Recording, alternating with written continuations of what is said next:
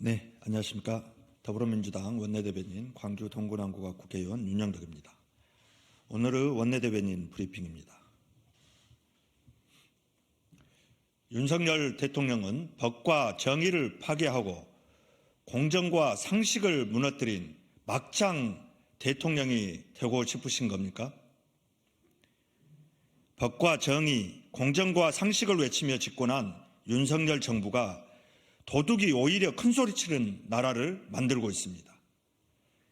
경찰이 방송통신심의위원회 민원 사주 의혹 사건을 놓고 류희림 방심위원장의 수사 의뢰에 따라 정보 유출 의혹과 관련해 방심위 민원실과 서버의 압수수색에 나섰습니다.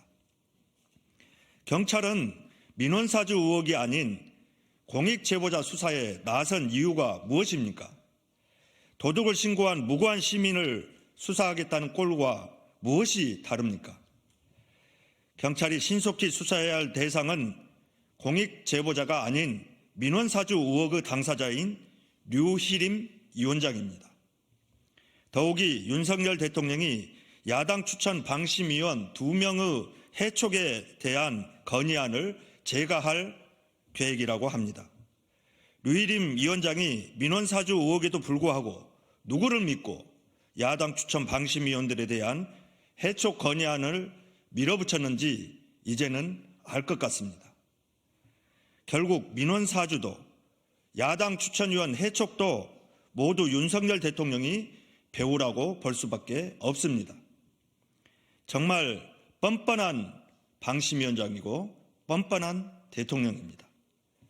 야당 추천위원 해촉을 제거한다면 윤석열 대통령은 법과 정의를 파괴하고 공정과 상식을 무너뜨린 막장 대통령이 될 것입니다. 야당 추천위원들을 모두 해촉하고 압도적인 우위로 정부와 여당의 불리한 뉴스를 막으려는 윤석열 대통령의 탐욕에 분노합니다. 윤석열 대통령이 독립성과 중립성을 지켜야 할 방심위를 대통령의 친위대로 전락시킨다면 국민께서 결단코 용서치 않을 것임을 다시 한번 엄중히 경고합니다.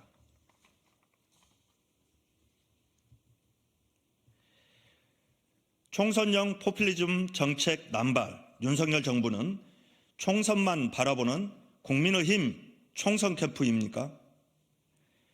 윤석열 정부가 새해 벽두부터 총선을 염두에 둔 한시적 선심성 정책 발표를 쏟아내고 있습니다. 윤석열 대통령은 민생토론회를 빙자해 각종 부자 감세 조치와 부동산 규제 완화 등을 마구잡이로 남발하고 있습니다. 더욱이 소상공인 전기료 감면, 직접 일자리 90% 지원 등 대다수 정책이 상반기에 지원이 쏠려 있어 총선만을 노린 정책임을 노골적으로 드러내고 있습니다. 입만 열면 건전재정을 외치더니 총선이 다가온다고 재정 건전성은 나 몰라라 하는 것입니까? 또 상반기에 예산을 집중하면 하반기는 국가재정을 대체 어떻게 운영하려고 하는 것입니까? 외식물가 상승률이 30년 만에 가장 높은 수준입니다.